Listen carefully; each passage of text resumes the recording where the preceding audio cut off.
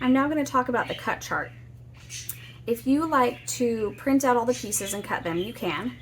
If you like to look at a cut chart and see the dimensions, you can also do that. But I recommend if you do that, that you print out these little labels. They show the dimension, the title of the piece, the name of the piece, what sort of fabric you should cut out, and the size, the dimension. So I recommend you cut these out and use those so that you keep track of your pieces. I'm going to go through these pieces one by one. Most of them are fused with woven fusible interfacing. The one exception is one that I mentioned, the A and B pieces. Oh, I lost my B piece.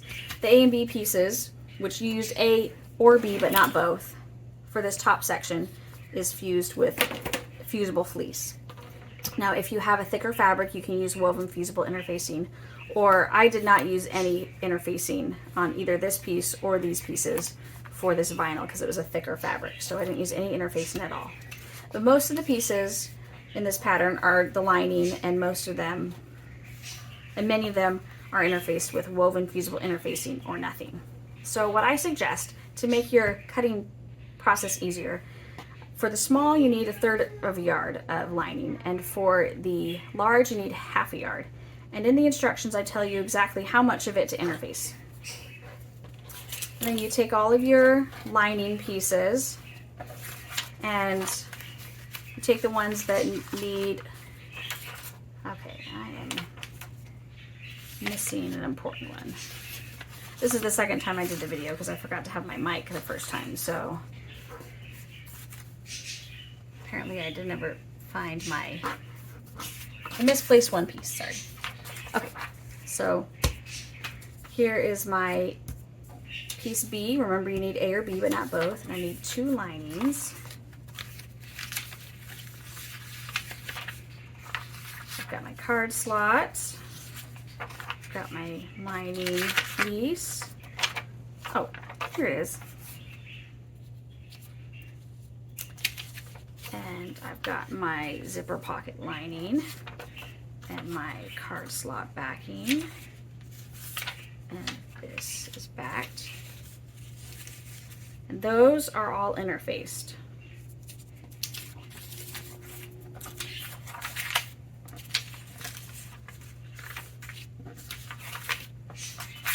So I'm going to set that aside. One of these pieces, this J piece, you cut out 2, and one is interfaced and one is not. So I cut out one with that pile and then one here. So I cut out one of these and a zipper facing, 2 bindings, 2 card Fs unless you're doing a zipper one, and then you need 4 of these. And then for my piece K, for the small I need 3. If I were doing the large I would need 8. And I interface this one later. So these, that's how I cut out these. Alright, I'm now going to use my large pieces that have already been cut out and interfaced. And I'm going to go through the cut chart pieces one by one. And I just hope that I kept my organization from the first video. Alright, so there's some small pieces. I'm going to set those aside. Okay, we'll start out with piece A or B. And you need 2 exterior with the fusible fleece and 2 lining with woven fusible interfacing. And if you are doing the phone slot, you need just a little bit more room, because when this is full of cards and money and has a phone in here, if you don't have a little extra space at the bottom, and you also put your magnet snap slightly in a different spot, then you just can't quite close it all the way, so it needs a little bit more space. What I like to do is, oops, this backwards, this forwards. I like to mark the center top, the center bottom, and these side marks, which were used indicating where you start and stop sewing. And I will poke through these magnetic snap spots and mark on just one of these where the snap is going to be located. So that is my A or B piece. C is the main exterior piece, meaning this piece right here. Oh, I guess I had some change in that purse and I opened the zipper so it all fell out.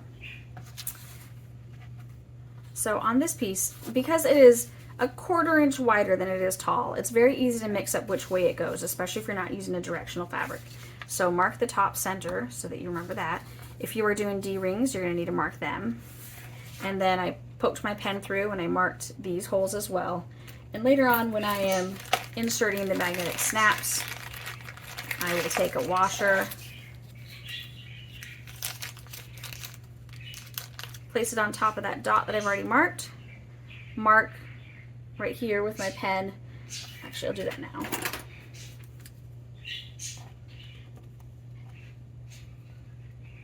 That's where I use my seam ripper and make slits for the slot, these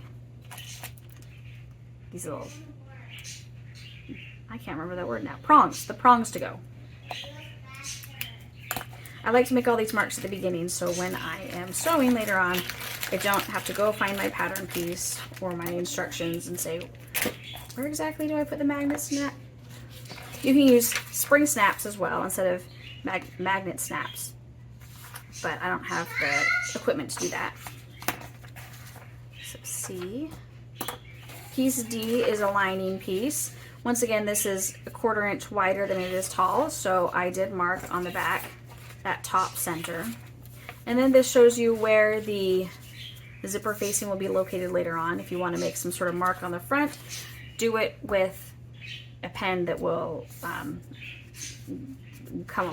that'll come off with water or heat.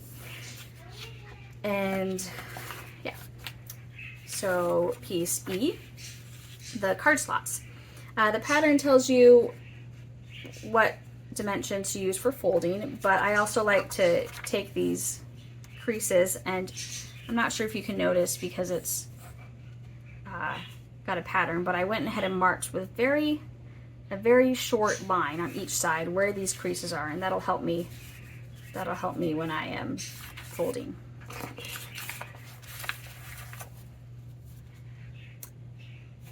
F. Okay.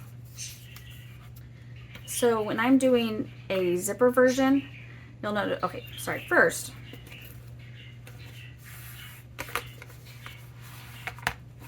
let me just open these up so I can show which piece is what. Both this flat version, which you can do in small and large, that has no foam gusset, and the one with the foam gusset has this side border piece, and that is piece F. So here are the lining pieces that I cut out for each side, and because I'm going to be doing the zipper top, you'll notice that there's this tab down here at the bottom. You can either do it from the exterior or the lining fabric, but don't, if you have thick fabric, you'll want to choose something thinner because it's folded. For this version, I'm going to do this exterior fabric. It does get trimmed down a little bit from this piece, but the worst thing about making zipper tabs is when you have to go find more fabric to make your zipper tabs. So I just had you cut it out with this piece F. All right, G is the horizontal card slot backing. So these are the horizontal card slots and these are the vertical slots. So the backing is just this part on the back, and it is interfaced. Oh, I ran out of interfacing. We're gonna fix that.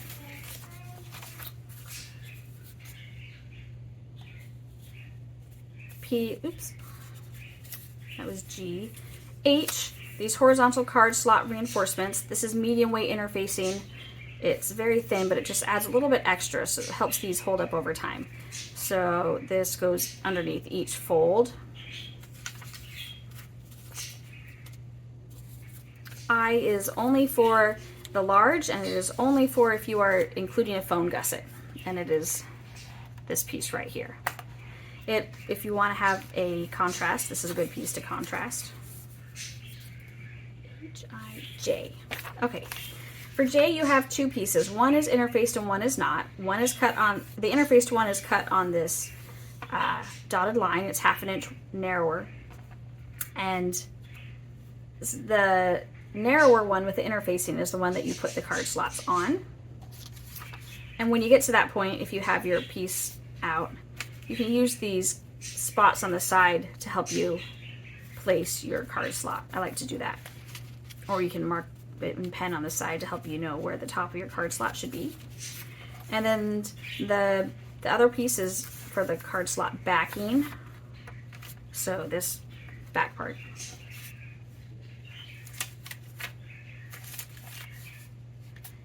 And J, K. Okay, so pieces K, pieces L, and pieces M all go together. For these, you cut 3 for the small, 3 of each for the small, 8 of each for the large. So K is your vertical card slot, and on the back, it shows you on this pattern piece exactly where. On the back, you will put the interfacing flush with the bottom and centered. And then your piece M reinforcement piece, later on in the pattern, you'll fuse this, fold it in half, and then place this reinforcement right there in the center, right where you're folding it. And then when you sew over it, it holds it in place. But I did not fuse these yet. I will be doing that later. So that is K, L, and M.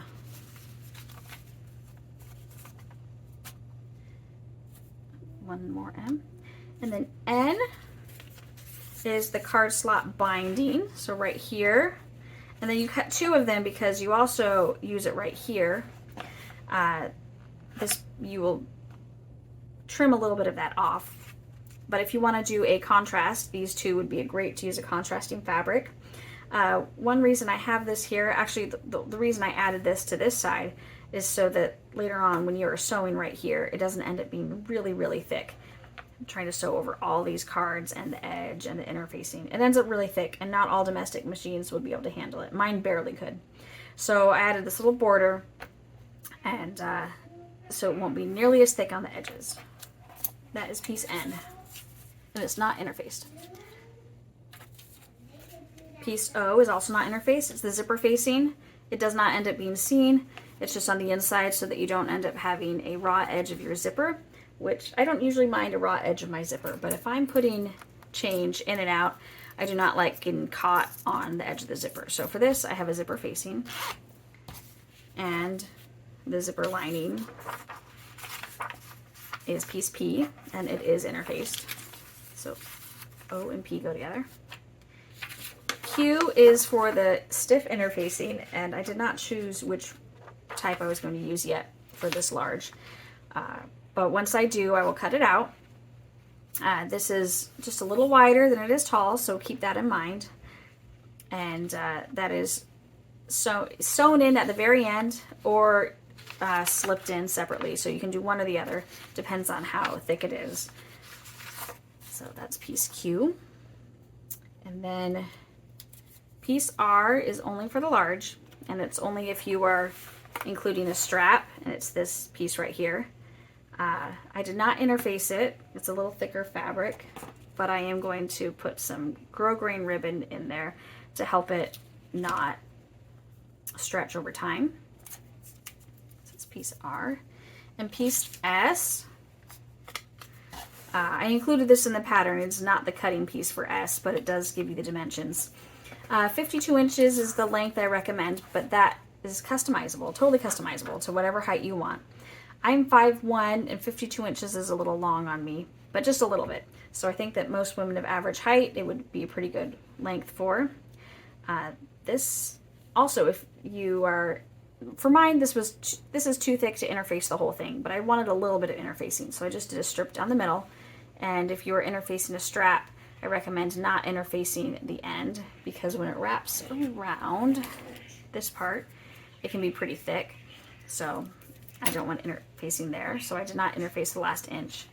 This is actually 2 pieces of fabric though, because I didn't have any long enough pieces with this fabric, so I will put it together like an L, sew it diagonally, and then it ends up with a bias there on the strap, and it looks nice. This is for my grandma, and she's about 4'9" or 4'10" now, so I am doing it a little shorter. I can't remember what the final dimensions will be, more like 49 or 48, because she is quite short. And that is piece S for the strap, and that is all the pieces for the cut chart. So now we will finish cutting and interfacing the rest of the pieces. I will do that off camera, and then we will start sewing together.